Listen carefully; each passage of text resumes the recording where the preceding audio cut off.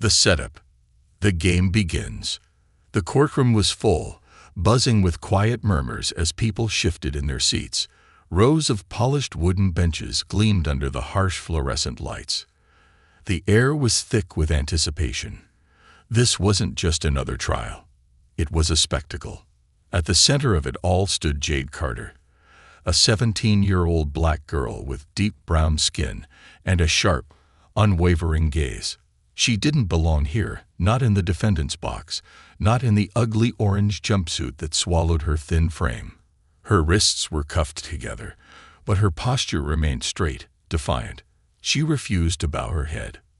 At the judge's bench, Judge Raymond Reynolds leaned forward slightly, tapping his fingers against the polished wood. A smirk played on his wrinkled face. His expression wasn't stern or serious. It was amused. "All right, Miss Carter," the judge said, his voice dripping with condescension. "Let's play a little game." Jade remained still, her expression unreadable. "It's called Truth or Lie." A few soft chuckles echoed through the courtroom. Some reporters in the gallery scribbled notes, their eyes gleaming with interest. The jury, mostly older white men, exchanged knowing looks. The police officers standing near the exit smirked. Jade recognized the game immediately. She had seen men like Judge Reynolds before, men who enjoyed flaunting their power. He wanted to humiliate her, to turn this trial into a joke. But she wasn't going to play by his rules. Judge Reynolds leaned back in his chair, tapping the side of his cheek. "I say something, and you tell me if it's truth or lie. Should be simple enough, even for you." More chuckles. Jade didn't flinch. The judge cleared his throat dramatically. "Let's start easy. The Constitution of the United States guarantees a fair trial to all citizens. Truth or lie?" Jade tilted her head. Her voice, when she spoke, was steady. "Lie." The courtroom gasped. Some people snickered. Others shifted uncomfortably. Judge Reynolds arched an eyebrow. "Really? You think the Constitution doesn't guarantee a fair trial?" Jade lifted her chin. "It guarantees it on paper, but not in practice. Bias exists. The system is flawed."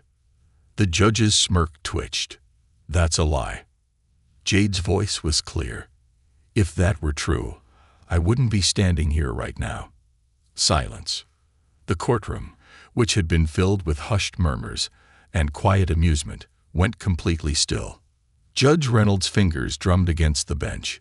His confidence wavered for a fraction of a second before he masked it with another smirk. "All right," he said, his voice more measured now. "Let's try another one. The law treats everyone equally, no matter their race or background. Truth or lie?" Jade let out a small breath. Then, for the first time since she had stepped into the courtroom, she smiled. "Lie." The judge's face darkened slightly. "Oh, and why do you say that?" Jade met his gaze without flinching. "Because if that were true, I wouldn't be here." Silence stretched again. The air in the courtroom shifted. The mood wasn't amusement anymore. It was tension. The judge's smirk faded. Jade slowly turned her gaze away from him, looking at the jury, the reporters, the people who had come to watch her fall. "The law says we're innocent until proven guilty. But when you look like me, you're guilty until proven innocent." Somewhere in the back, a reporter furiously jotted down notes. Jade turned back to Judge Reynolds. "Your Honor," she said, her voice unwavering. "It's my turn now." The judge's jaw tightened. "Excuse me." Jade's eyes sparkled. "You wanted to play a game, didn't you?" She took a small step forward. If a judge knowingly ignores evidence that could prove someone's innocence, is that justice? Truth or lie? A ripple went through the crowd. The murmurs returned, but this time they weren't amused. They were intrigued. The judge hesitated. His fingers, which had been tapping against the desk, stilled. The game had turned. 3 months earlier. Brooklyn, New York. Jade Carter had never imagined that walking home from the community center would end with her arrest. She had been tutoring a group of kids, helping them with algebra, history, SAT prep. She had stayed a little later than usual, making sure one of her students understood quadratic equations. Then she heard the sirens. She barely had time to turn before a police car screeched to a stop beside her. A voice barked, "Hands where we can see them." Jade's heart pounded. A second police officer, younger and nervous, had already stepped out of the car. His hand hovered over his gun. Jade blinked. What? Hands up, now." Her fingers trembled as she slowly raised her hands. The sidewalk wasn't empty. People were watching. Some pulled out their phones. A woman across the street clutched her child's hand and whispered something. "We got a call about a suspect matching your description," the officer with the shaved head said. Jade's breath hitched. "Matching my description? A robbery. Gas station. 4th Street. Jade's mind raced. She had been at the community center all afternoon. There were cameras. Witnesses. But the officer grabbed her wrist and twisted it behind her back. Pain shot up her arm. "Wait, I didn't do anything," she gasped. The younger officer hesitated. His eyes flickered with uncertainty, but he didn't stop his partner. The cold click of the handcuffs locked around her wrists.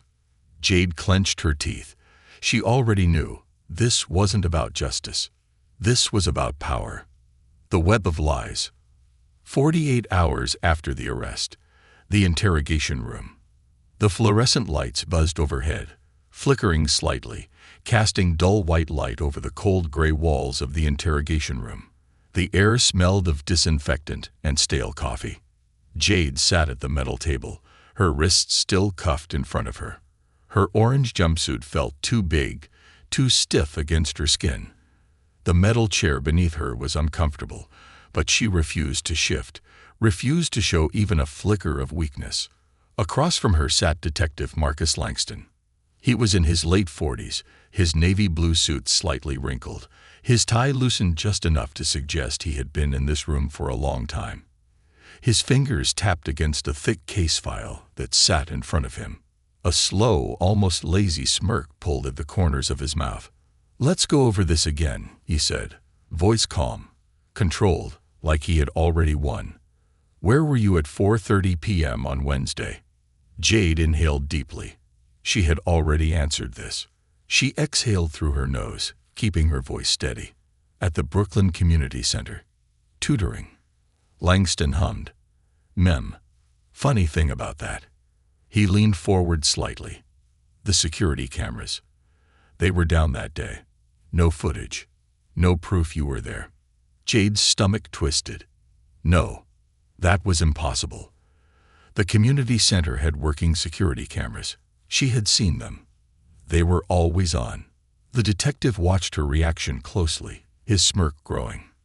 "That's a lie," Jade said, her voice sharper now. Langston raised an eyebrow. "Excuse me." Jade's eyes burned. The cameras were working. She knew they were. "If you're telling me there's no footage, then that means someone deleted it." The detective's smirk flickered, just for a second. A pause. A hesitation.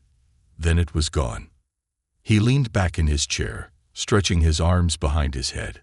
"So let's get this straight. You, a 17-year-old girl, are claiming that someone deliberately erased security footage to frame you." He chuckled. "Wow, that's quite a theory." Jade didn't blink. She knew what he was doing. He wanted her to doubt herself, to question reality. But she wasn't stupid. "I want my lawyer," she said flatly. Langston sighed, shaking his head like she was a misbehaving child. "You could make this so much easier on yourself, you know." Jade clenched her fists. "Easier? For who? Him? The system? No. She wasn't going to make this easy for anyone." 72 hours after the arrest. The courtroom. Jade sat in the defendant's chair, her hands now unshackled, but the weight of injustice still chained her to this place. Her public defender, Jonathan Hughes, sat beside her, flipping through a thin stack of documents. He was a tired-looking man in his mid-50s, with graying hair and wrinkled eyes. His suit was cheap, his movements slow. Jade had met him 20 minutes ago, and already she knew he wasn't going to fight for her. He hadn't asked her one real question, hadn't looked at her case like someone trying to win. She was just another name on his already overfilled case list. Judge Reynolds entered, and the courtroom stood. Jade stayed seated. A bailiff nudged her. "Stand up," he muttered. Jade looked at him, her jaw tight, but she stood. As soon as the judge sat, she did too. The hearing was brief, just a few minutes. The charges were read: robbery, resisting arrest, obstruction of justice. Jade wanted to scream. Obstruction. She hadn't even had a chance to fight back. When they called her name, she stood. "How do you plead?" The room was silent. Jade breathed in slowly. Then, clearly, loud enough for everyone to hear. "Not guilty." 4 days after the arrest. The cell. The cell was cold. Jade sat on the thin mattress, knees pulled to her chest. She had barely eaten, barely slept.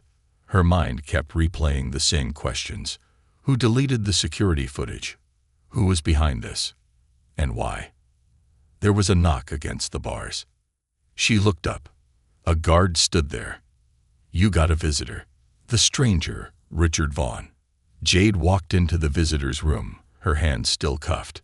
She sat across from a man in a gray suit. He was in his late 30s, dark-skinned, sharp jawline, piercing gray eyes. A lawyer, but not her lawyer. He slid a folder across the table. "Miss Carter," he said, voice smooth, steady. "My name is Richard Vaughn. I'm here to get you out." Jade didn't move. She stared at him. "I already have a lawyer." Vaughn's lips curved slightly. "No, you don't." Jade narrowed her eyes. "And why do you care?" He tapped the folder. "Because someone wants to bury you, and I don't like people who play dirty." Jade hesitated. Her pulse quickened. "What do you mean, bury me?" Vaughn exhaled, leaning forward. "You're not just some random girl who got arrested, Jade." His eyes locked onto hers. "This was planned. Someone erased your alibi, stacked false charges against you, and pushed for a fast trial." Jade's stomach twisted. Vaughn continued, "This isn't about the robbery. It was never about the robbery." Jade's breath hitched. Then, what was it about? She looked at the folder. Slowly, cautiously, she opened it. Inside was a printed transcript of an email. Jade's heart stopped. The sender, Judge Reynolds. The recipient, Peter Calloway. A billionaire, a name she knew all too well. Her fingers shook as she read the words. "The girl is in custody. We'll make sure she doesn't walk away from this. She won't be a problem anymore." Jade's blood turned to ice. She looked up at Vaughn, her voice barely a whisper. "Who the hell is Peter Calloway?" Vaughn's expression was dark. "The man who killed your mother's case." Jade's breath caught. Her mother, the woman who had spent years fighting corruption, who had worked on exposing wrongful convictions. And suddenly, it all clicked. This wasn't about her. This was about her mother. And someone, somewhere, wanted to erase her. Jade clenched her fists. Not anymore. She was done playing their game. She was going to burn their entire system to the ground. The truth they buried. Jade Carter was never supposed to fight back. She was supposed to break. She was supposed to accept her fate, to let the system chew her up and spit her out like it had done to so many before her. But that wasn't who she was. And now, she had a name. Peter Calloway. A billionaire. A man who had wiped out evidence. A man who had sent a judge, a police force, and an entire corrupt system after a 17-year-old girl. But why? Because of her mother. Because of a case that had been buried. Because she was dangerous. Jade Carter was not supposed to fight back. But she would. And she would win. 2 weeks after the arrest. The system strikes back. Jade sat in a dimly lit office, her wrists finally free of cuffs, across from Richard Vaughn, the lawyer who had saved her life in that courtroom. He had posted bail, but not before the judge tried to deny it. Judge Reynolds had fought against her release, claiming she was a flight risk. That was laughable. Jade had nowhere to run. And that was exactly why she was staying. Jade crossed her arms as Vaughn flipped through stolen files, documents that should have never seen the light of day. She had spent the last 72 hours reading everything she could. Her mother, Camille Carter, had been working on the biggest case of her career, a wrongful conviction that was going to bring down Peter Calloway. She had found proof, emails, payoffs, hidden money transfers. Then one day, she was gone. Hit-and-run accident. No witnesses, no suspects. Case closed. Jade's chest tightened. She wasn't stupid.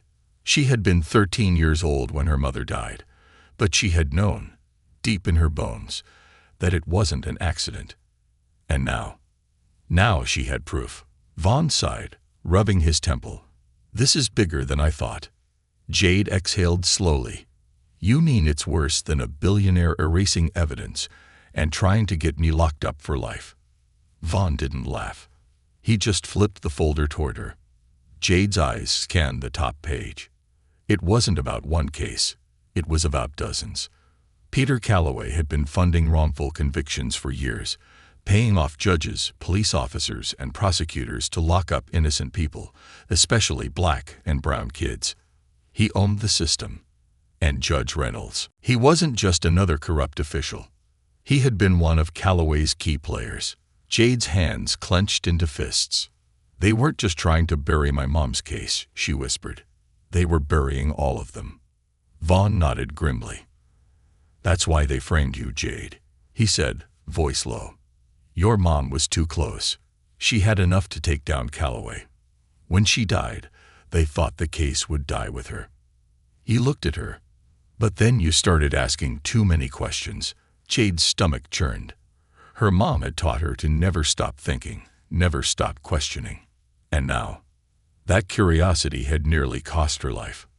Vaughn leaned forward, his voice dropping. They wanted you in prison because they knew you'd eventually find out. Jade breathed slowly. She had been so close to getting swallowed by the system. She could have lost everything.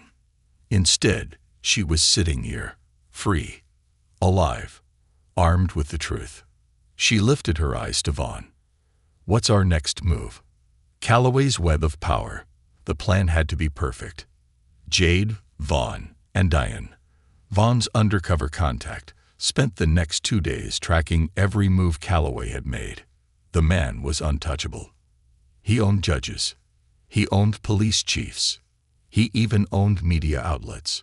If they went public too soon, Calloway would make everything disappear before the world even knew what hit it. They needed evidence. Undeniable. Unstoppable. And they needed a way in. That's when Diane pulled up the invitation. A charity gala.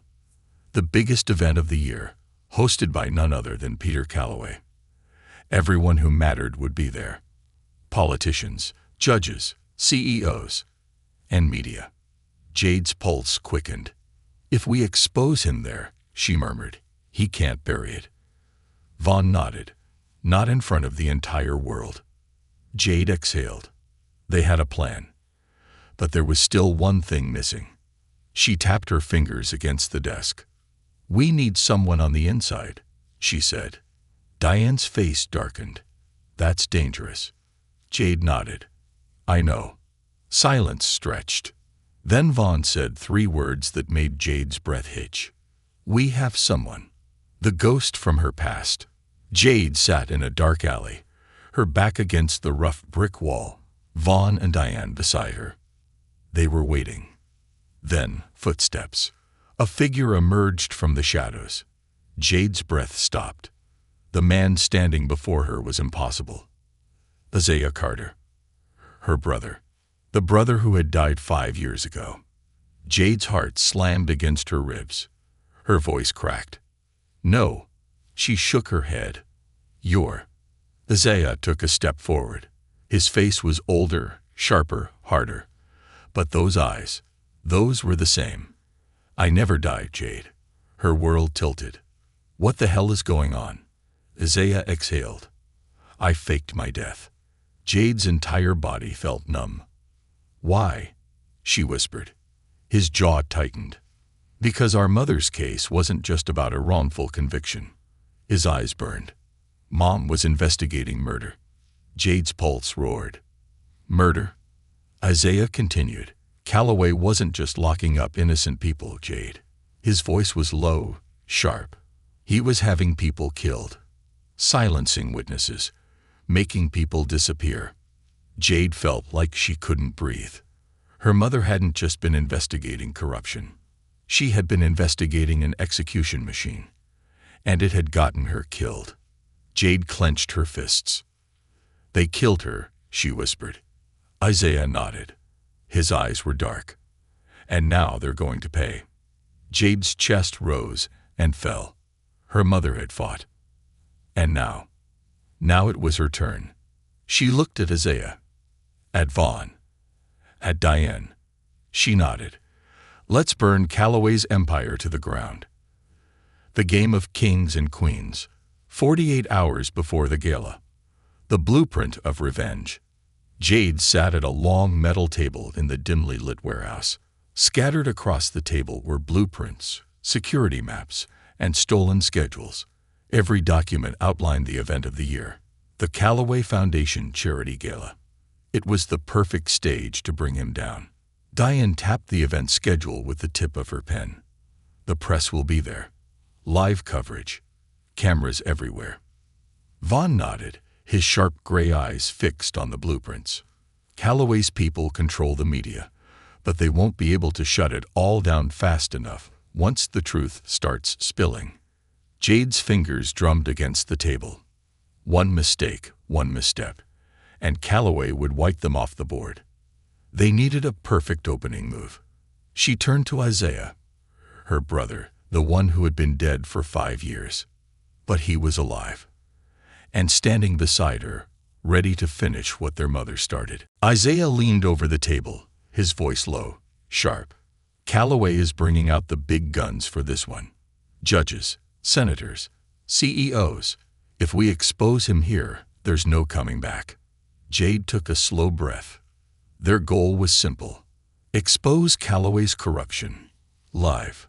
Force the legal system to act before Calloway could cover his tracks. Survive. Diane's voice broke through the silence. All right, let's run the plan. Step 1. Getting inside. Diane pointed to the guest list. This gala is VIP only. Heavy security, face recognition scanners, guest verification. No one gets in without clearance. Jade raised an eyebrow. So how do we get past that? Isaiah smirked. We don't. Vaughn exhaled. Isaiah leaned forward. We make them let us in. Felix, their hacker, leaned back in his chair, tossing a USB drive in the air. I can clone anyone's credentials. Give me a name, and I'll make you their perfect digital twin. Jade's mind spun. A name. A guest who would be expected. Her eyes landed on the judge list. She smiled. I have the perfect one. Judge Reynolds. The man who had tried to turn her trial into a game. The man who had mocked her as he pushed a corrupt conviction. Felix grinned. Oh, that's cold. I like it. Step 2. The data leak. Diane tapped a server room layout. All the media feeds are connected to one hub. We plug in here, she pointed at a server box, and it uploads everything we have. Felix nodded. I can override Calloway's firewalls. Once the data is live, it's out of his hands. Vaughn folded his arms. And if Calloway tries to shut it down? Isaiah smiled grimly. Then we shut him down first. Jade nodded. It was time to play the game. And this time, she wasn't losing. The night of the gala, entering the Lion's Den, the Waldorf Astoria ballroom was a masterpiece of power and wealth. Massive golden chandeliers, champagne flowing like water, men in tailored Armani suits, women in dresses worth more than houses. It was a playground for kings and queens. And the king himself, Peter Calloway. Jade walked into the ballroom, wearing a sleek black dress, her natural curls pulled into an elegant updo. She wasn't here to look pretty. She was here to bring down an empire. Isaiah, dressed in an all-black tux, stood beside her, scanning the crowd like a predator. Vaughn, playing the role of a wealthy lawyer, sipped a drink, blending in perfectly. Diane and Felix, already in position near the security hub. Step 1. Complete. Step 2. Begin. Jade adjusted her earpiece. Felix, you're up. Across the ballroom, Felix tapped into a hijacked tablet, his fingers flying. All right, he muttered. I'm in their system. Uploading now. Jade's heart pounded. Seconds ticked by. Then, a voice. Cold. Smooth. Familiar. Well. Jade's stomach dropped. She turned, and there he was. Peter Calloway. Up close, the man was a shark in a tailored suit. His dark eyes burned with calculating amusement.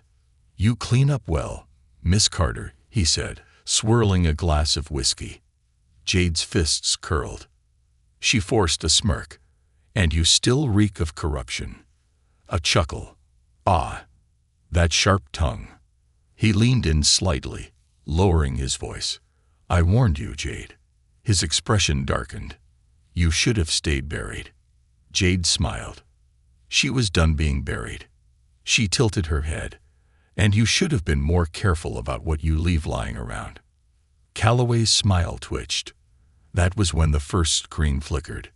The live news feed. And then, the files started appearing. Emails, bank transfers, deals, every crime Calloway had tried to bury. The ballroom fell silent. A judge gasped. A senator cursed under his breath. Calloway's face shifted. Jade leaned in. Checkmate. Then, chaos. The fall of a king. Calloway reacted instantly. His men rushed forward, security swarming the room. Jade grabbed Isaiah's arm. Move. They bolted toward the side exit. Behind them, cameras flashed. Reporters shouted. Calloway roared. Shut it down. Now. Too late. Diane's voice crackled in Jade's earpiece. Jade, you're clear. Get the hell out. Security guards closed in. But then, gunshots. The crowd screamed. Isaiah whipped around, gun drawn. They're trying to clean house. Jade's heart slammed. Calloway wasn't going down without blood. A bullet whizzed past her. Then, a deafening explosion. Boom. Smoke filled the ballroom. Jade coughed, stumbling. Someone grabbed her wrist. Isaiah. Run. They raced through the chaos, weaving between panicked guests and overturned tables. Felix's voice yelled through the earpiece. Go. The files are already viral. You voted on. Jade kept running. She didn't stop until she saw Calloway's face on the news screen. The FBI had been watching the broadcast. Live. Calloway was finished. And Jade. She was finally free. The fall of a king. The ballroom burns. The explosion rocked the ballroom, sending a shockwave of smoke and debris through the air. Jade stumbled backward, coughing, her lungs burning. People screamed, tripping over overturned chairs and shattered glasses. Sirens wailed outside. Security guards shouted orders, but it was pure chaos. Jade's fingers dug into Isaiah's sleeve. We have to go. Now. Isaiah nodded sharply. Diane. Where's our exit? Diane's voice crackled in their earpieces. North stairwell. Back corridor. Move. Jade turned, her heart pounding as she saw Peter Calloway standing in the middle of the ballroom, his face twisted in fury. His empire, his perfectly crafted world, was falling apart in front of him. The press was still filming. Reporters had their phones live streaming every second. And the evidence, the proof of his corruption, his crimes, his control over the legal system, was spreading like wildfire. He had lost, but that didn't mean he wouldn't fight back. He lifted a pistol. Jade's breath hitched. The gun was pointed at her. Bang! A shot rang out. Jade flinched, but the bullet never hit her. Instead, Isaiah lunged, shoving her aside. The bullet grazed his arm. Isaiah! Jade's scream tore through the chaos. Isaiah gritted his teeth, gripping his bleeding arm. Go! Jade's rage ignited. She turned toward Calloway, her mind sharp, instincts screaming. The man had already destroyed her family, had taken her mother, her future, her freedom, and now he was trying to take her brother too. No, not again. Jade's fingers curled into fists. Then, another shot. But this time, it wasn't Calloway who fired. The bullet hit Calloway's shoulder, sending him stumbling back. Jade's head snapped toward the shooter, Diane. She stood at the entrance of the ballroom, gun raised, eyes locked on Calloway. She smirked. That one's for Camille Carter, you bastard. Calloway staggered, clutching his wound, his breath ragged. His grip on the gun weakened. Jade moved. She grabbed a champagne bottle from a broken table, lifted it, and swung it as hard as she could. The glass shattered across Calloway's head. He collapsed. The great Peter Calloway, billionaire, untouchable mogul, criminal mastermind, was on the floor. Broken, bleeding, finished. Jade's breath heaved. The room spun. Then, from the shattered remains of the ballroom, a voice boomed. FBI. Hands where we can see them. The end of an empire. The FBI stormed the building, guns raised. Within seconds, Calloway's security force was disarmed, shoved to the ground. More agents surrounded Calloway himself, who was too dazed to resist as they dragged him to his feet. Jade stepped forward, staring into his furious, bloodshot eyes. He knew it was over. And Jade, she smiled. Game over. The FBI agents forced Calloway toward the exit as cameras flashed like fireworks. Reporters shouted questions. People were screaming, crying, celebrating. The world was watching. The evidence had gone viral. There was no escaping it. The mighty Peter Calloway was going to prison. For good. Jade exhaled. Her body felt light, as if the weight she had carried for years had finally lifted. Isaiah, still clutching his bleeding arm, grinned at her. You did it, Jade. She laughed breathlessly. No, they did it. Together. 1 week later, the courthouse steps. Jade Carter stood on the courthouse steps, bathed in sunlight. It was over. Calloway was facing life in prison. Judge Reynolds, charged with bribery and conspiracy. The system, the one that had nearly crushed her, was finally crumbling. Jade inhaled deeply. For the first time in years, the air felt lighter. Isaiah sat beside her, his arm bandaged, but healing. He handed her a cup of coffee. You did good, kid. Jade smirked. You too, big brother. She turned to Vaughn, Diane, and Felix, her team, her family. They had fought for the truth. And they won. Diane crossed her arms. So, what's next? Jade thought for a moment. Then she smiled. Now, her eyes gleamed. We make sure this never happens to anyone else again. Jade Carter wasn't just a survivor. She was a fighter. And this was only the beginning. The shadow that remains. 1 week after the fall, the price of victory. Jade Carter stood on the courthouse steps, watching the world around her change. Peter Calloway, the billionaire who had nearly destroyed her life, was behind bars, awaiting trial on federal charges. Judge Reynolds was facing years in prison. The legal system that had nearly swallowed her whole was now under national scrutiny. She should have felt relieved. She should have felt free. But instead, she felt like she was still standing on the edge of a war. Because even though Calloway had fallen, his network remained. Men like him didn't go down without leaving behind shadows. And Jade Carter was still a target. They'll never stop coming. Vaughn sat across from her at a small cafe, his sleeves rolled up, a cup of black coffee in front of him. He looked at her seriously. You understand that this isn't over, right? Jade exhaled. She knew. Calloway's empire had been built over decades. Bribery, political influence, corrupt officials. One arrest didn't erase all of that. I know, she murmured. Vaughn leaned back, studying her. You've made powerful enemies, Jade. She met his gaze. Good. Vaughn's lips quirked. You remind me of your mother. Jade's chest tightened. She had spent so many years missing her mother. But now she was continuing her fight. And she was just getting started. The final loose ends. Isaiah was waiting outside the cafe when she stepped out. His arm was still bandaged, but he barely seemed to notice it. Big bro, she greeted, nudging him. You good? He smirked. Better than Calloway.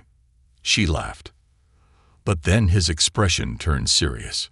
Jade, there's something you need to see. The name that shouldn't exist.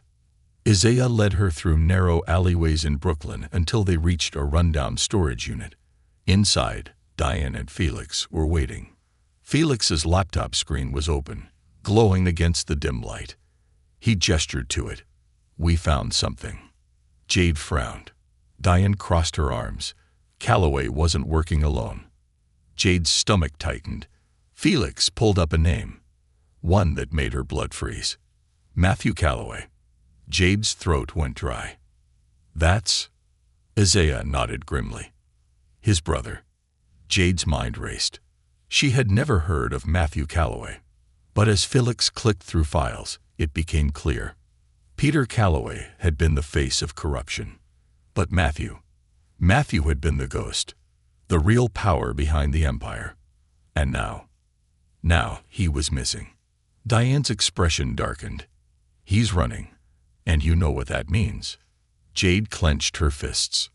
Matthew Calloway wasn't going to sit back and let his brother rot in prison. He was going to strike back. And Jade Carter, she was next on his list. A warning from the dark. That night, Jade sat in her apartment, staring at the walls. Her body was exhausted, but her mind wouldn't stop. She had been so focused on taking down Peter Calloway, she hadn't realized there was a bigger monster hiding behind him. And then, her phone buzzed. A blocked number. Jade hesitated, then answered. Silence. Then, a voice. Low, smooth, deadly. You should have walked away.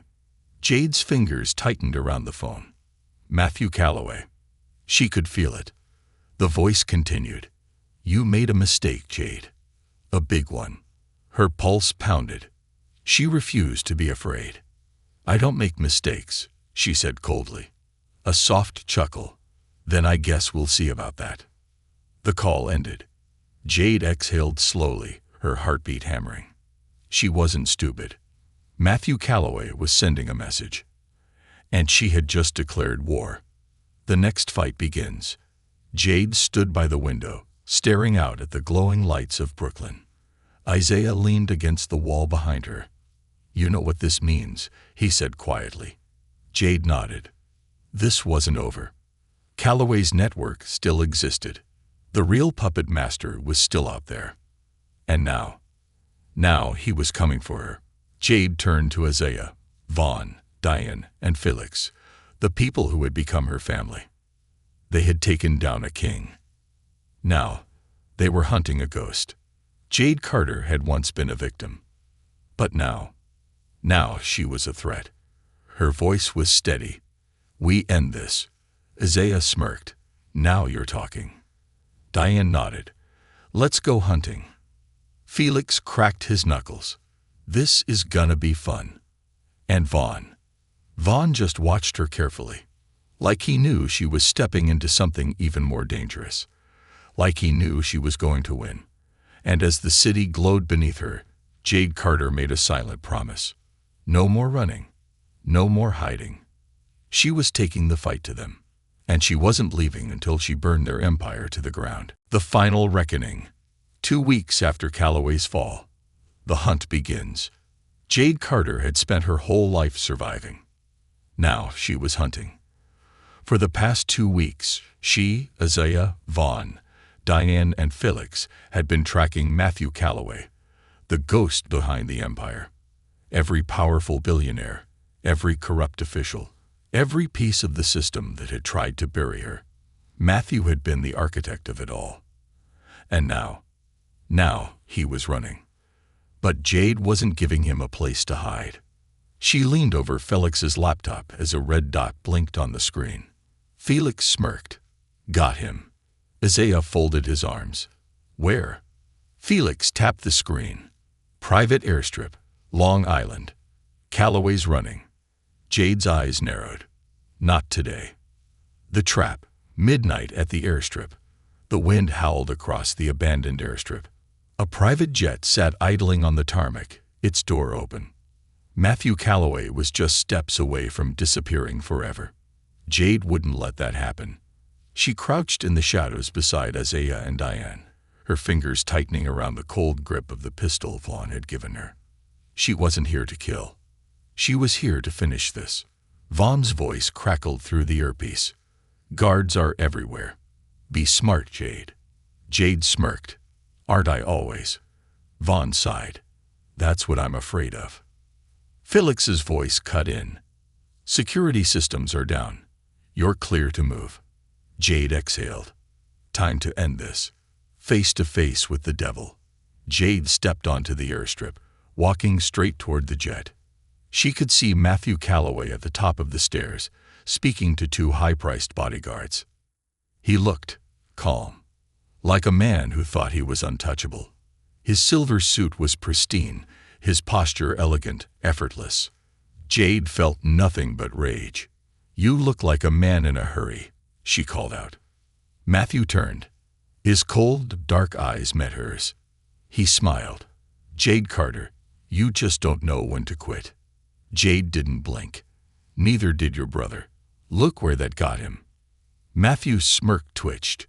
Then he stepped down from the jet, waving his guards off. So, he said smoothly, you want to play hero, just like your mother. Jade's chest tightened. He knew. He knew exactly what that name meant to her. She kept her voice steady. My mother fought for justice. You murdered her for it. Matthew chuckled softly. Murder? No. Your mother was a problem. His eyes glinted. And problems get solved. Jade's pulse roared. Her mother had been executed, just like they had tried to do to her. She took a slow breath. Then let's solve a problem right now, she murmured. She lifted her gun and pointed it straight at his heart. The ultimate betrayal. Matthew didn't flinch. Instead, he smiled. You think this ends with me, he said quietly. Jade's grip tightened. I know it does.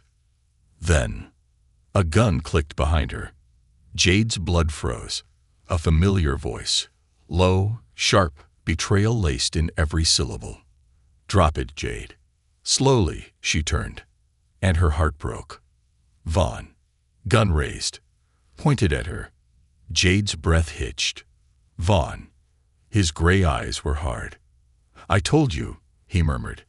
Matthew Calloway isn't the only power left in this city.